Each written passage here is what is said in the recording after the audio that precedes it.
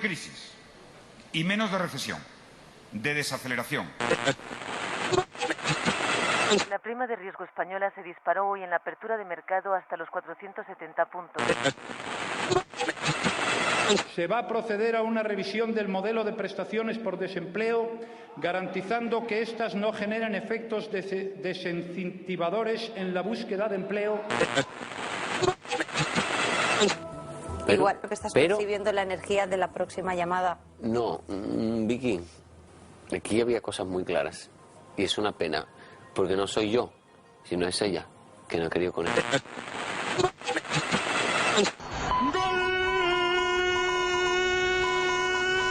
¡Del desaparecido! ¡Gol del muerto! Había que dilapidarlo, laminarlo, machacarlo, hundirlo y quitarlo. Yo no sé los demás qué dirán, pero a mí me gustan grandes. 5 centímetros me ha crecido. Así es, y el grosor, perfecta. Pero si se suman 2 manzanas, pues dan 2 manzanas. Y si se suman una manzana y una pera, nunca pueden dar 2 manzanas. If you're looking for trouble, you came to the right place.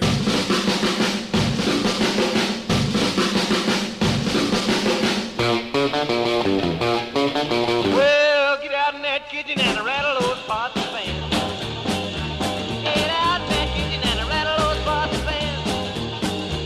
Well, I roll the breakfast of a hungry bird.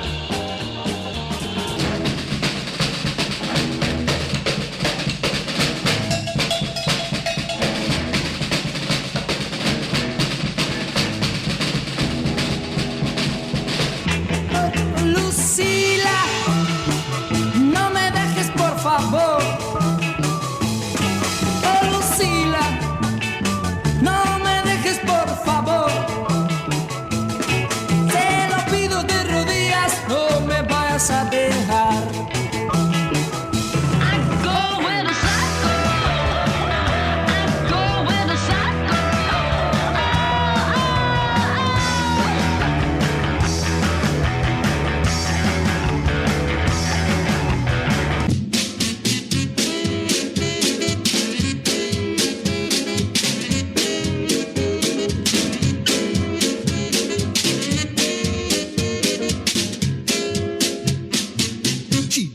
Love me both day and night. I never grumbling or fussing. Always treat me right.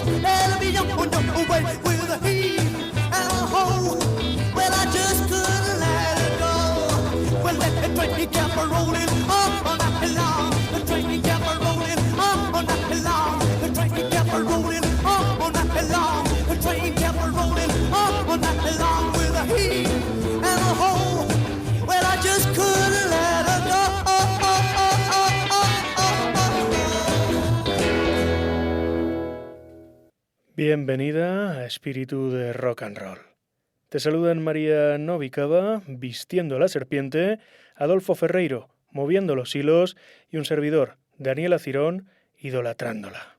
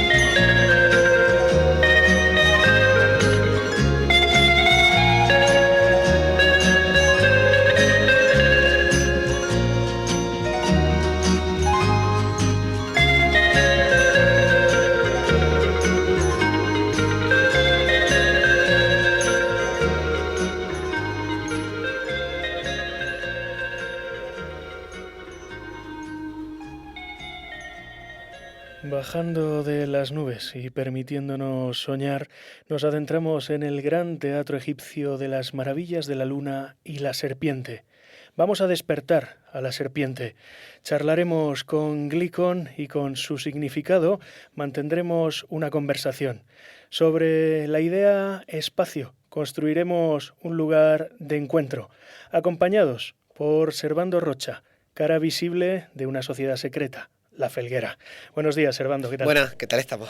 Te tenemos hoy sentado aquí con la excusa de que la Felguera, a través de vuestra colección El Zodiaco Negro, publica el libro de la serpiente, los libros iluminados de Alan Moore.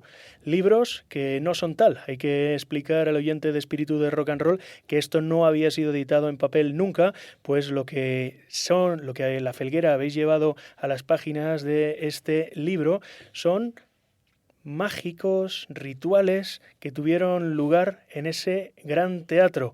De 1994 a 2001, Alan Moore lleva a cabo una serie de performances artísticas o rituales mágicos. Ahora buscaremos encontrar si existe una definición común a los dos sentidos o si es necesario diferenciarlos.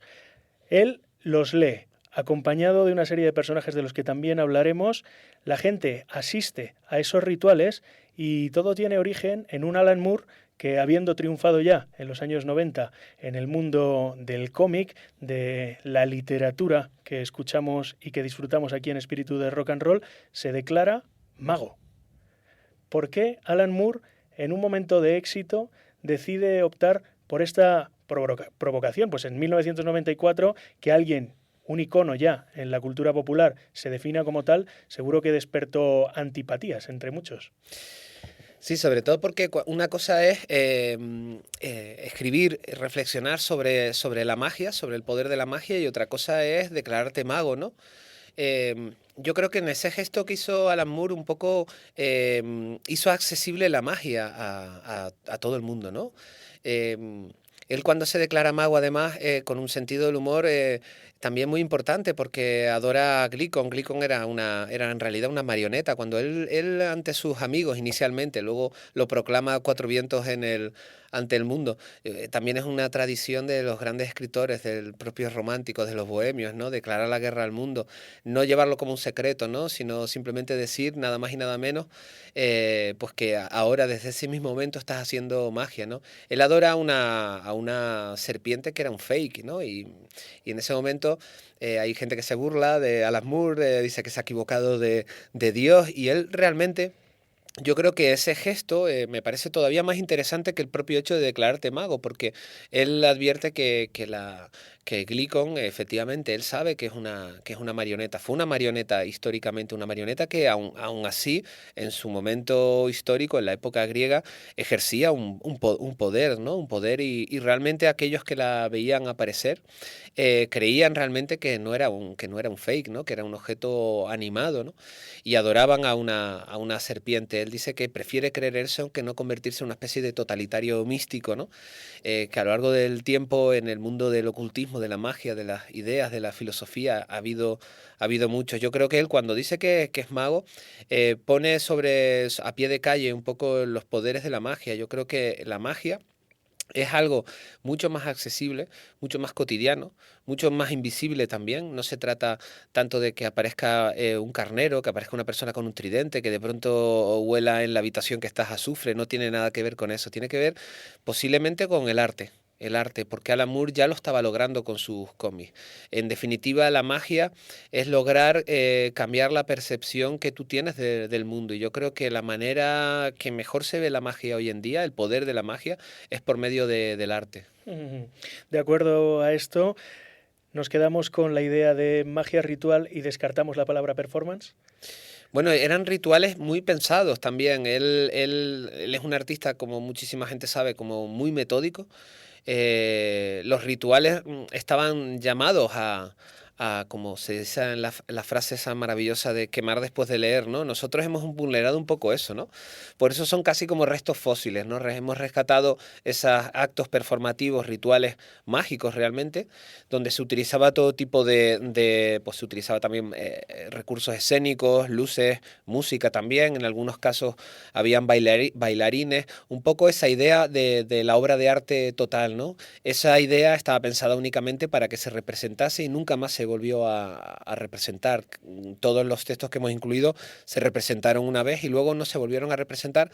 Nosotros, un poco con el consentimiento de él, al que agradecemos, hemos evitado que eso quede en humo, ¿no? Hemos de alguna manera rescatado esos fósiles. Nos encontramos con textos de 5 performances que tienen lugar de 1994 a 2001. 5 textos que, como explica Servando Rocha, sirvieron para dar ritmo y contenido a esos rituales mágicos que no habían sido llevados al papel, pero sí habían sido registrados y editados en formato CD. Podéis investigar en las redes y escuchar la palabra de Alan Moore. Nosotros, hoy, en esta charla, lo que vamos a hacer es hablar del contexto, de los personajes necesarios en la creación de estos rituales y de los personajes protagonistas. Pues en estos libros iluminados nos encontramos con retratos de diferentes lugares clave en la vida, en la historia biográfica de Alan Moore, pero también con personajes históricos y mitológicos que llegan a compartir el espacio. Antes de poder entrar en los nombres concretos, ¿qué es el idea-espacio? Bueno, él desarrolla toda una teoría que bueno, él lo llama de esa manera, ¿no?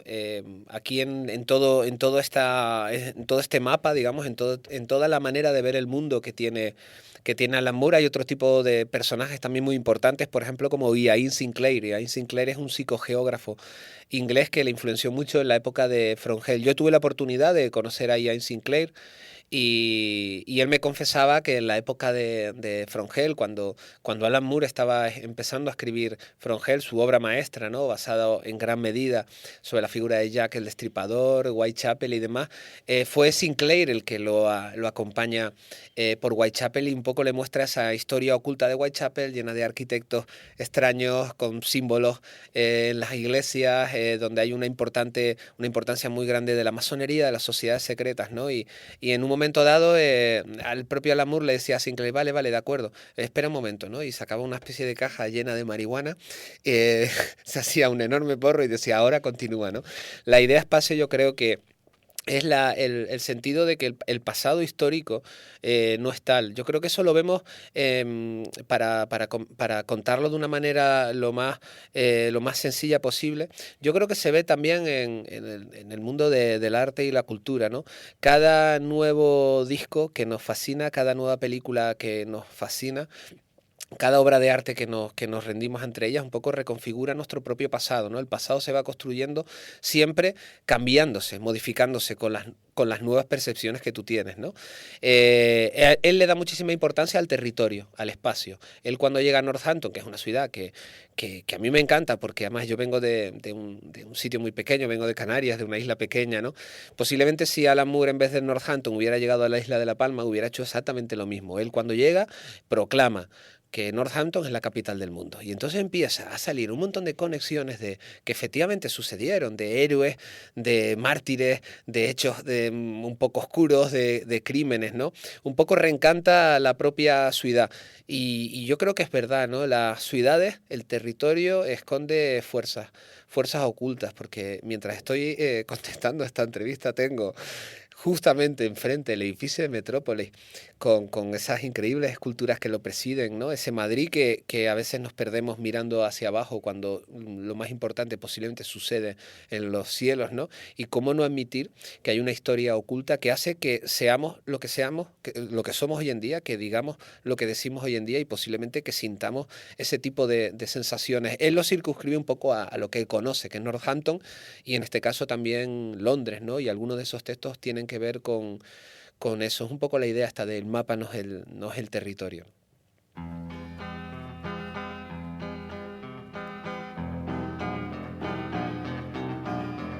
Everyone thinks they're such sweet little things. Ducks, ducks, quack, quack, quack, quack. Soft downy feathers and nice little wings. Ducks, ducks, quack, quack, quack, quack. But there's a poison I'd like to administer. You think they're cuddly, but I think they're sinister. Ducks, ducks, quack, quack, quack, quack. Ducks, ducks, quack, quack, quack, quack.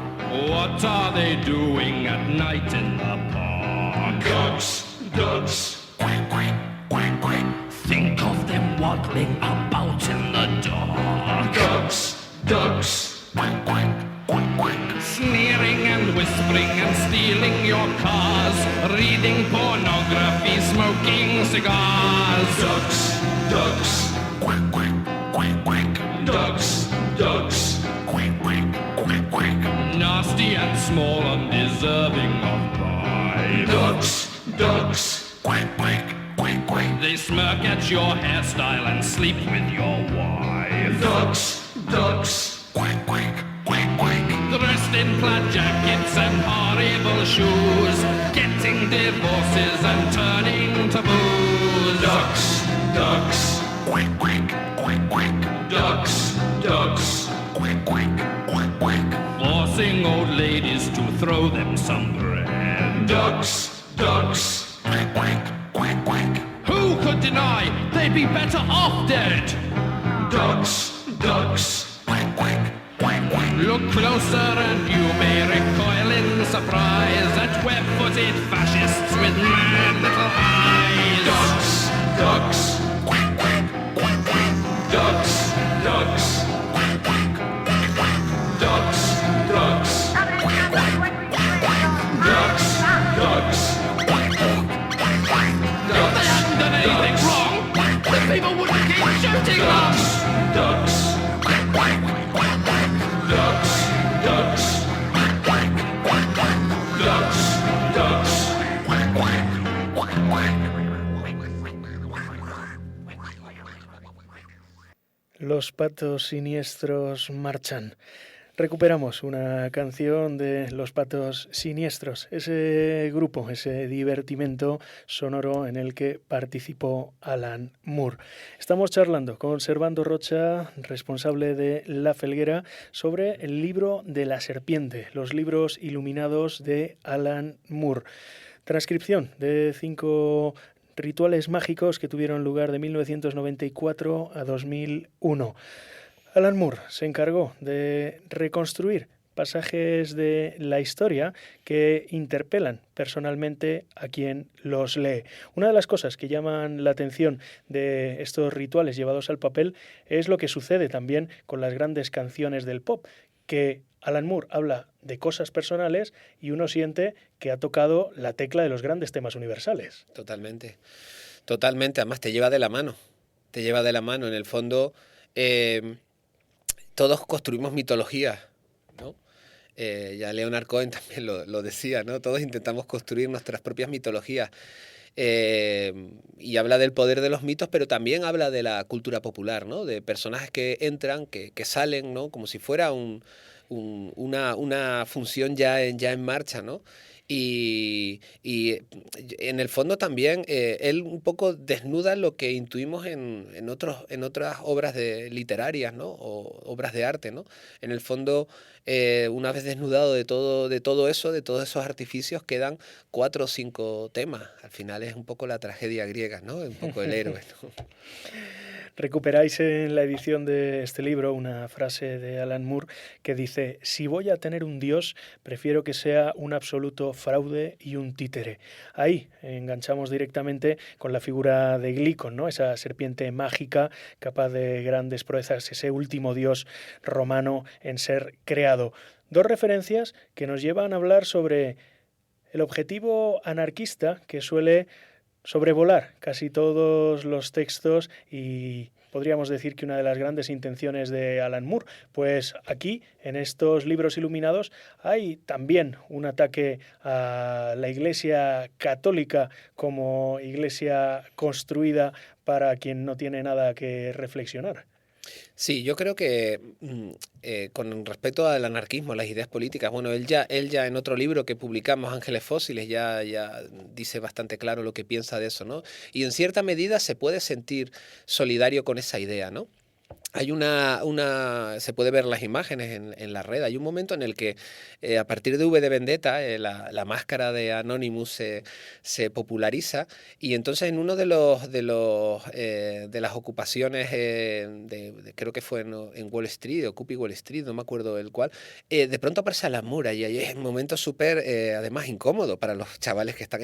Ellos no saben que van a ser grabados, que va a venir Alan Moore, mucho menos, pero de pronto aparece el inconfundible Alan Moore con su barba blanca, con su bastón, y entonces se dirige a ellos y les pregunta de por qué llevan las máscaras. Ese momento son de esos grandes momentos de la cultura popular, casi inauditos, ¿no? Casi es como si juntases a Patty Hearst, ¿no? Como en los relatos de John Waters, que siempre aparece como Patty Hearst, ¿no? Y te encantaría estar con una mirilla ahí viendo qué es lo que hablan, ¿no? Dos grandes personajes de la cultura pop. Pero yo creo que en definitiva, con respecto a las ideas políticas, hay una gran frase de uno de los grandes referentes para Alan Moore, que es William Blake. De hecho, el 5º texto va dedicado exclusivamente a William Blake, ¿no? William Blake, hay una frase que a mí siempre me ha acompañado, que es la de: o creas tu propio sistema de ideas o el sistema te destruye. Él dice eso, ¿no? Crear un sistema de ideas no es autonombrarte comunista, anarquista, de derecha, de izquierda. Crear tu propio sistema de ideas es crear tu propio universo. Por eso él reencanta a Northampton, ¿no? Un poco es un gesto de resistencia. Y ese sistema de ideas tiene que ser heterodoxo, y Alan Moore lo es, rabiosamente heterodoxo. O sea, es una persona que ha colaborado con gente como muy, muy dispar, pero que tiene, por otro lado, uno sabe perfectamente que te estás encontrando con una persona que tiene posiblemente sus ideas muy bien definidas, muy claras, que no le importa absorber todo eso, ¿no? Y estar un poco sobre el terreno de las cosas que pasan en el mundo. Pero yo creo que lo interesante es eso, ¿no? Coger en ese sistema de ese bricolaje, ¿no? Y con las ideas políticas, pero también con las ideas de trascendencia, ¿no? Muchas veces utilizamos la política o la religión como muleta. No podemos crear nosotros nuestro propio mundo y lo utilizamos para que nos sirva de muleta por el mundo, ¿no? Yo creo que eso, en vez de lograr un efecto liberador, lo que genera es que todavía seamos más esclavos, ¿no? En la construcción de un nuevo sistema de ideas, inevitablemente uno se replantea el que ya tenía y del que formaba parte. Esto es algo que se quiso hacer desde el punk. El sistema lo absorbió y algunos fueron rápidos intentando crear un nuevo lenguaje. Fue el caso de Johnny Rotten, que también reflexionaba sobre la religión y sus usos con Public Image Limited.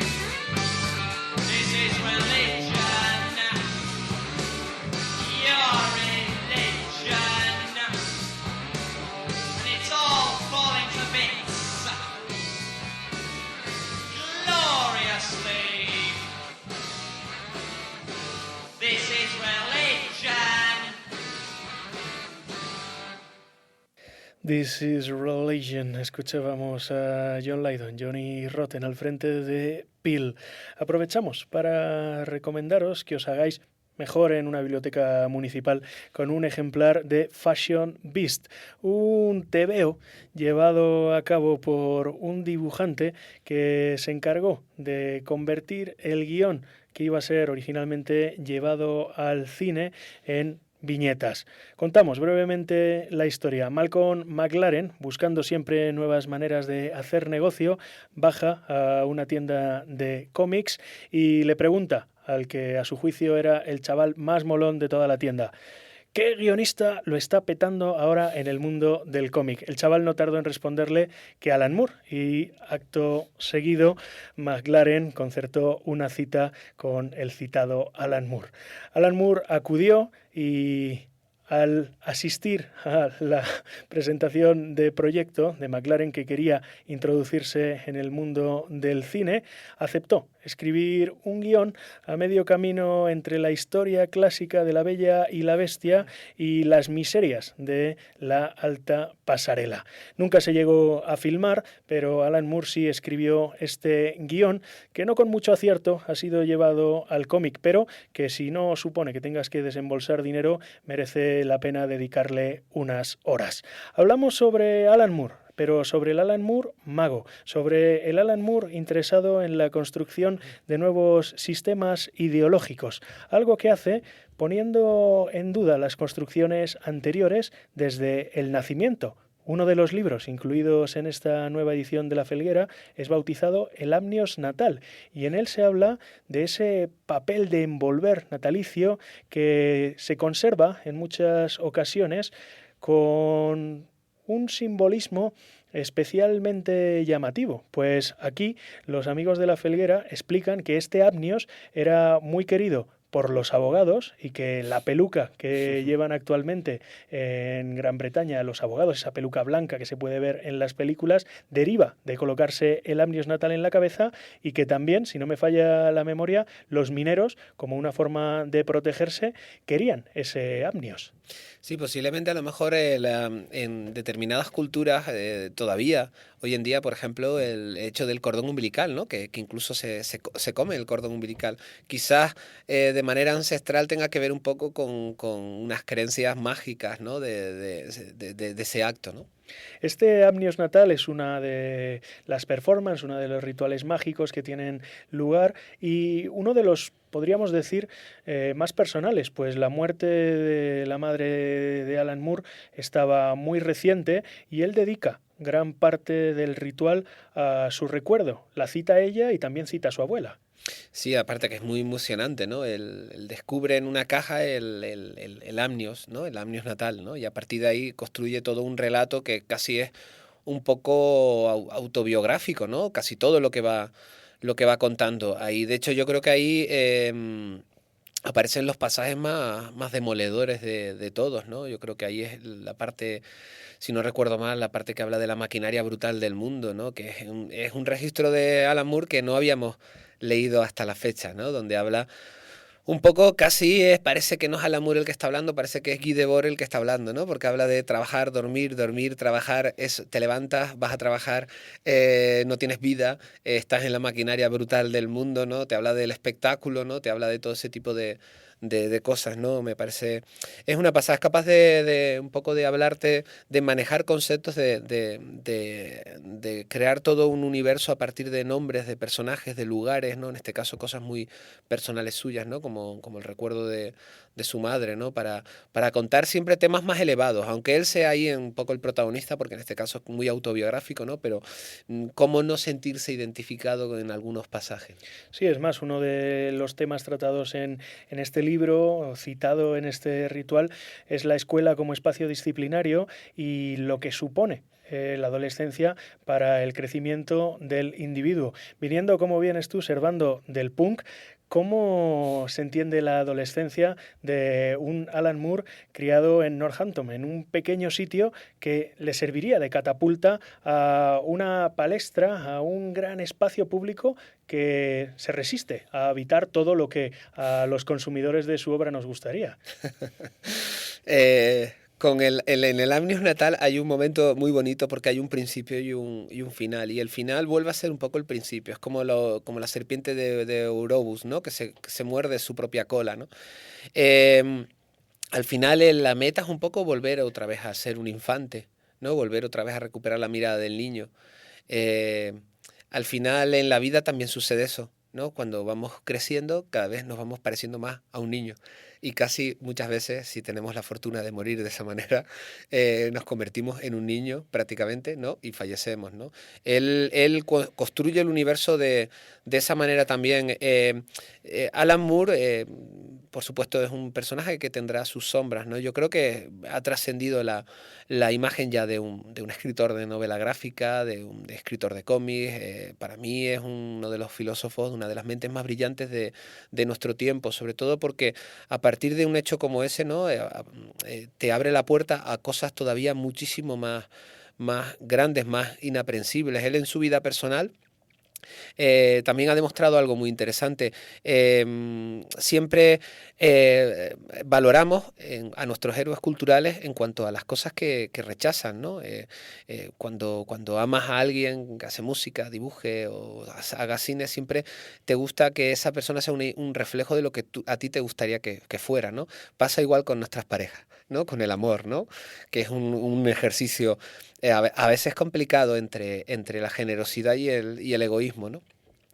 Pero muchas veces también nos olvidamos cuando encontramos un héroe cultural que nos apasiona y de pronto rechaza algo por principios de integridad y decimos qué bien, porque sigue manteniéndose íntegro, ¿no? Pero Alan Moore ha aceptado invisiblemente, de forma oculta, sin pregonarlo, cosas por los mismos principios. Nosotros fuimos víctimas, afortunadamente, de esa mentalidad, ¿no?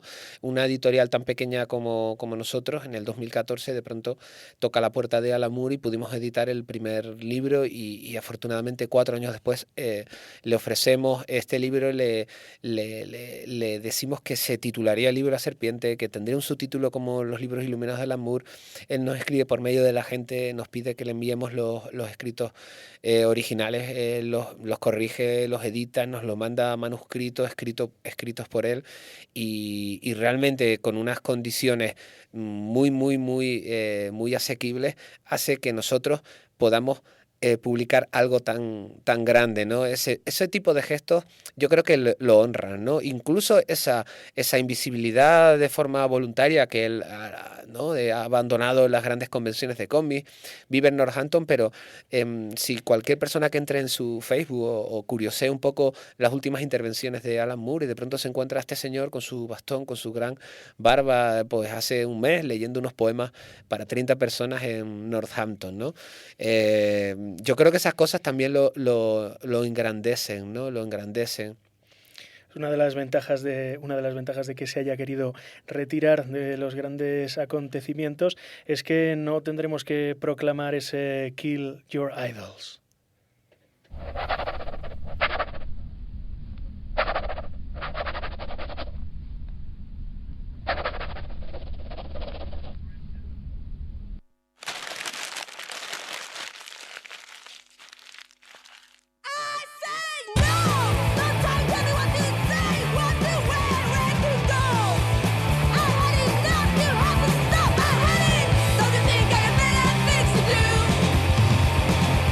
Never sit around and wait for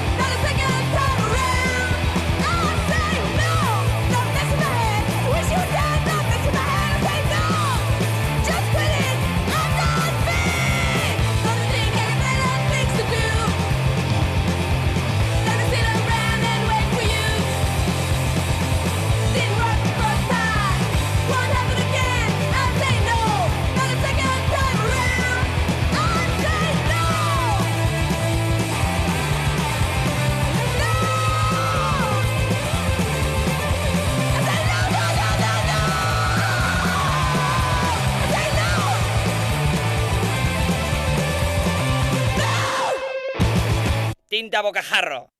Con Alan Moore a la mesa, nosotros necesitábamos invocar a quien más sabe de viñetas en esta casa. Utilizamos la canción como invocación y al otro lado del teléfono aparece Ata Lasalle. Buenos días, Ata. Y se produce la magia. Muy buenos días, ¿qué tal? Hago chas y aparezco a tu lado, decía la canción. qué momento. Te hemos dado libertad total, como acostumbramos a hacer, se lo vamos a recordar a los oyentes de Espíritu de Rock and Roll, es la única persona verdaderamente libre en este espacio radiofónico para escoger un clásico y una novedad que tengan algo que ver con Alan Moore. ¿Cuál ha sido la elección, Ata?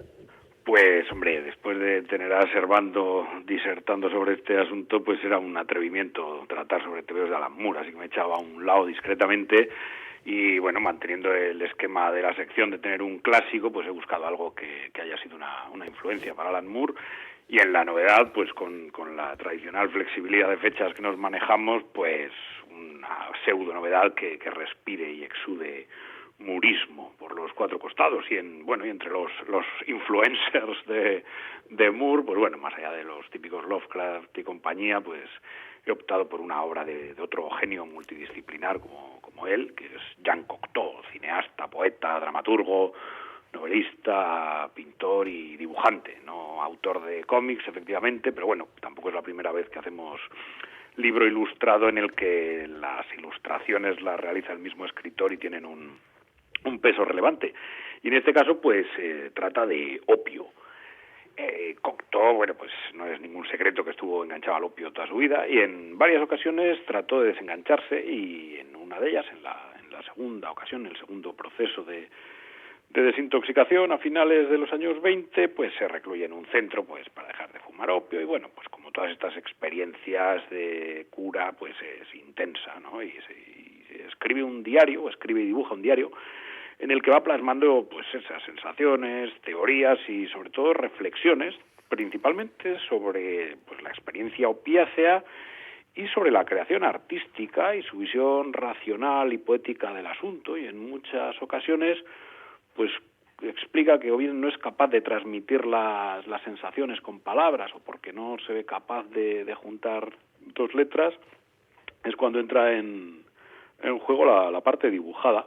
Y en opio pues nos encontramos un mogollón de ilustraciones, casi yo diría que una por página, incluso más, que acompañan pues este proceso, ¿no? Pues hay collage y hay dibujos así impulsivos de dolor, miembros amputados y tal, así cosa tal, y principalmente ilustraciones a línea, muy fluidas, con distorsiones así geometrizantes sobre cosas como de aspecto clásico, o sea, un poco ese rollo de Giorgio de Chirico, así con ese estilo así de los surrealistas, ¿no? Y bueno, y no en balde, pues Cocteau formaba parte de este movimiento, pero bueno, el libro no es ninguna evocación de ese tipo de imágenes oníricas y enloquecidas, ni de así del pensamiento así descentrado y tal, no, vamos, no es LSD, el opio pues ya está más en esa evocación de la quietud, de ese plácido nirvana en el que todo se detiene, y bueno, y de ese poeta analítico, ¿no? Que es capaz de observarse a sí mismo tanto como paciente y como escritor a la vez, ¿no? Entonces, bueno, pues da pie un poco a esas dobles realidades en las que conviven poeta y científico, ¿no? Es un poco ese mundo muriano también. Y rememora las sensaciones de fumar a dormidera y que lo define pues como una obra maestra, ¿no? Establece comparaciones con las obras de arte y tal. Y al evocar los efectos de esta droga, pues encontramos esos universos coincidentes con los de Alan Moore, ¿no? Al hablar que está sucediendo otra cosa más allá de la vida, de la apertura a realidades paralelas, o que, bueno, lo que es la verdadera realidad, la vivencia interior del individuo, ¿no? Y tratan también el concepto mágico en el sentido de que habla de que su propia obra le supera y que es esta la que acaba siendo algo con un existir independiente y motor. Y este universo, por decirlo de alguna manera, de vínculo con Moore, toca techo en el capítulo de coincidencias en torno de un nombre y una obra, que es pues casi el penúltimo capítulo, si no recuerdo mal. Y bueno, gira alrededor de Orfeo y el ángel Eurídice, y bueno, comenta circunstancias que suceden en torno, pues yo que sé, a representaciones teatrales que luego se repiten al actuar esa misma obra en otro lugar o en otro momento, sucesos que le ocurren a personas que se llaman como determinados personajes literarios cuando se exponen a situaciones similares a las descritas y tal. Bueno, la verdad es que es una cosa muy en ese mundo.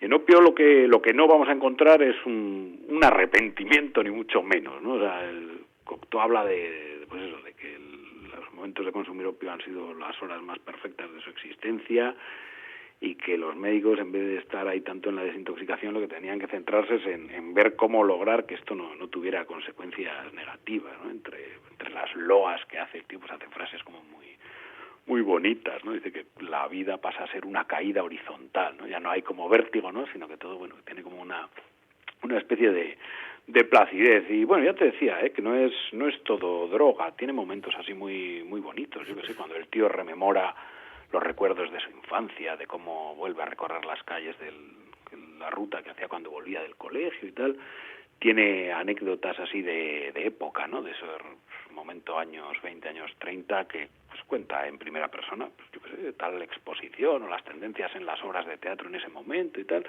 y todo pues escrito maravillosamente. En esta lucidez opiácea o pseudo-opiácea, pues aprovecha para comentar a Mallarmé, a Baudelaire, a Rimbaud, y anécdotas así muy curiosas. Yo que sé, cuenta una de ir puestísimo a casa de Picasso, que también se une con lo que te comentaba antes, de esas coincidencias alrededor de la obra artística. Uh-huh. Y el libro pues acaba a las 6 semanas de este proceso de desintoxicación, en el que el tío dice que ya no tiene nada más que expulsar. O sea, que igual que su cuerpo ha expulsado la bilis, el sudor y los vómitos y tal, el cuerpo ya ha expulsado todo el material literario y artístico que tenía que expulsar en torno a esto, y que ahí se acaba la obra. De alguna manera él también se deja la puerta abierta, como luego hemos sido testigos todos, para seguir consumiendo opio, ¿no? Dice, se pregunta, ¿volveré a fumar opio? Dice, solo si mi obra lo requiere.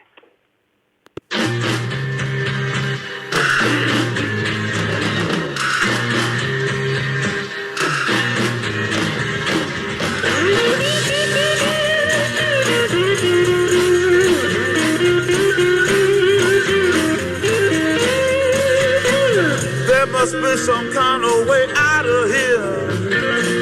Say the joker to the thief. There's too much confusion. I can't get no relief.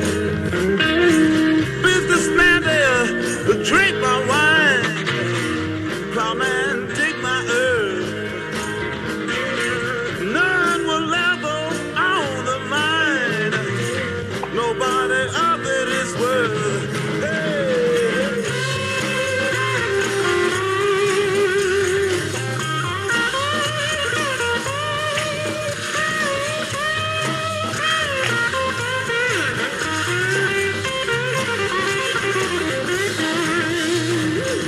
No reason to get excited. The thief be kindly spoke. There are many here among us who feel that life is but a joke. But you and I, we've been through that, and this is not our fate. So let us start talking falsely now. The hour's getting late. Hey!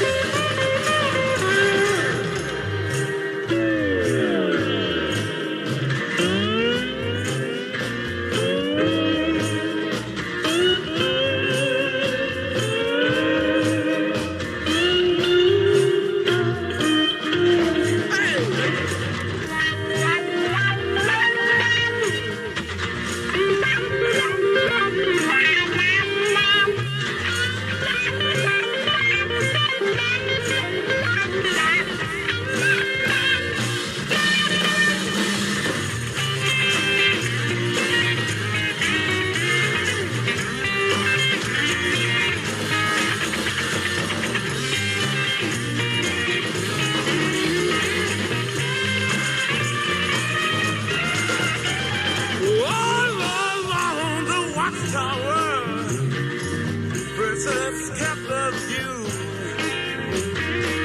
while all the women came and went. Barefoot servants too, outside in the cold distance, a wildcat did growl. Two riders were approaching, and the wind began to howl. Hey!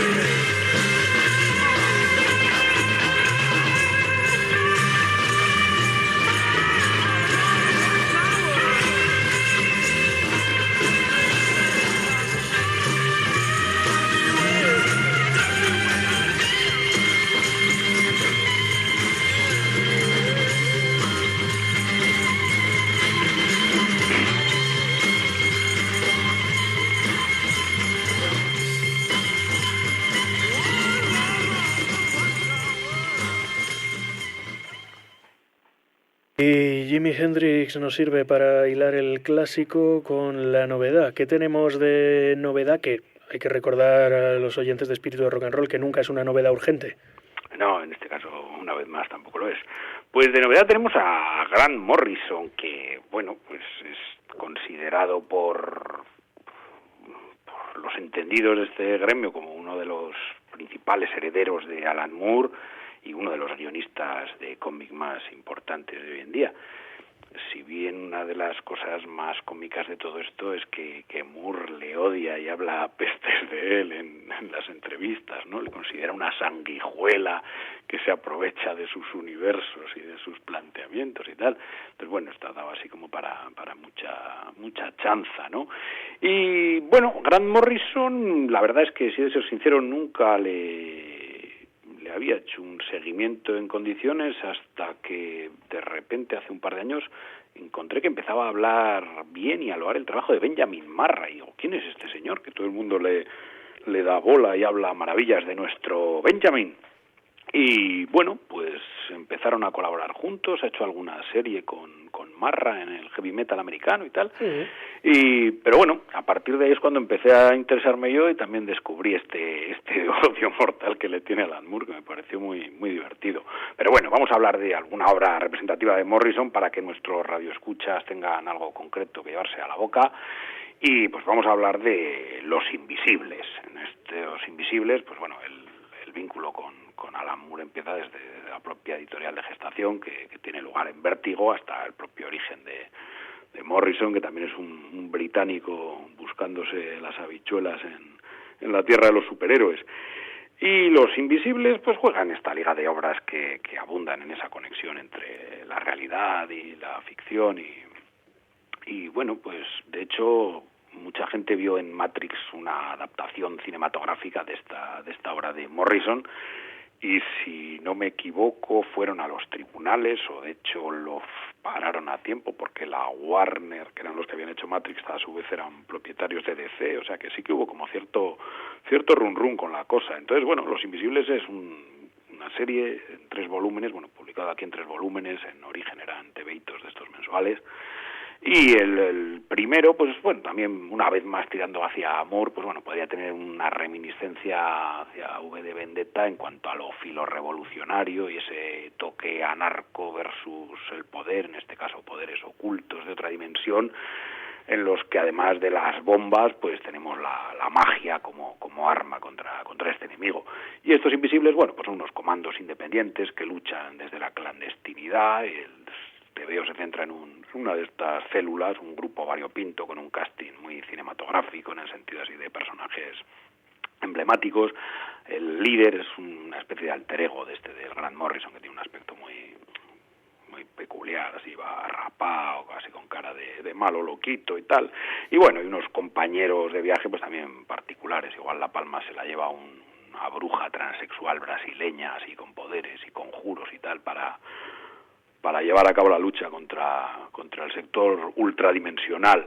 Y bueno, esta puesta en escena en el primer volumen en el que se sientan las bases de este universo, pues digamos igual que es lo más redondo de la serie. Luego ya la cosa empieza a enloquecer, que por otro lado es parte del atractivo de la saga, pero claro, el nivel de exigencia con el lector se dispara, ¿no? O sea, pide esa entrega, ¿no?, de los grandes artistas, de dejarte llevar sin pedir muchas explicaciones, porque la cosa te mete, pues eso, viajes en el tiempo, cambios radicales en la dirección de la historia, flashbacks y flash forwards en los que no sabes lo que te estás perdiendo en medio, y con una densidad de tramas pues que llega a abrumar, ¿no? No sabes hasta qué punto todo esto es intencionado o si tiene que ver con una condensación de guiones que aspiraban a desarrollarse en más números y que por, yo qué sé, si pocas ventas o tal, o si realmente, bueno, pues eso, Grant Morrison tenía la voluntad de entregarte esta especie de puzzle tesoro en el que tienes tú que evolucionar y crecer y ir de la mano con todo esto, que a la vez, bueno, pues este nivel de majaretismo es lo que le ha dotado a esta obra y a muchas otras de Morrison, de ese halo de virguería intelectual y de mente preclara y de una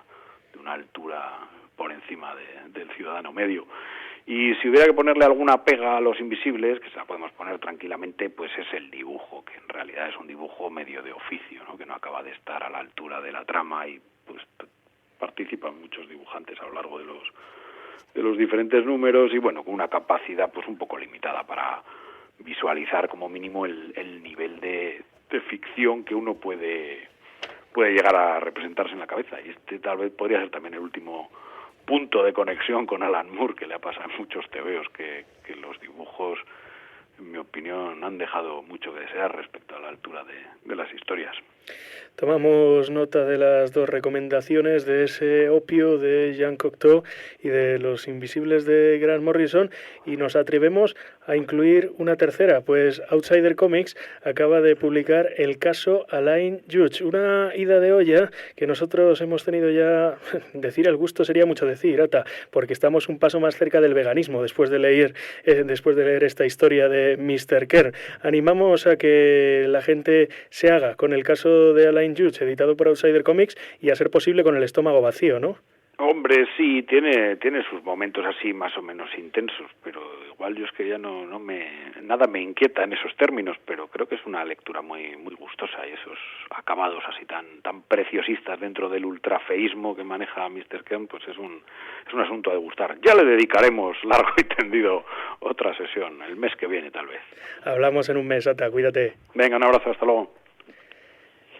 Despedimos a Talasalle y casi tenemos que despedir esta emisión de Espíritu de Rock and Roll dedicada a las lecturas, pues una buena manera de pasar el tiempo es abrir un libro, dirigir la mirada a sus páginas y encontrar esa evasión que en el consumo de cultura a través de otros formatos cada vez es más difícil. Os animamos a que os hagáis con un ejemplar de El libro de la serpiente, los libros iluminados de Alan Moore, editados por La Felguera, acompañados por Servando Rocha. Hemos recorrido el gran teatro egipcio de las maravillas de la luna y la serpiente, con los rituales mágicos sugiriéndonos las imágenes más bellas en la cabeza. Nos vamos a marchar sin preguntar a Servando qué hay por hacer, porque lo mejor será volverlo a invitar y que nos lo cuente cuando esté hecho. Gracias por venir, Servando. Un placer, muchas gracias. Nos marchamos con Los Tornados y nos marchamos con ellos porque con ellos venimos. Con Dreaming on a Cloud abríamos la emisión y con Telstar nos vamos a marchar. Los Tornados contaban con un bajista que era muy querido por Joe Meek, uno de los productores más interesantes de la música pop de la segunda mitad del siglo XX. Enamorado del bajista de Los Tornados, torturado, acabó matando a su casera y suicidándose después. Alan Moore le dedica unas líneas en uno de sus rituales mágicos y nosotros, el final de esta emisión. Un beso.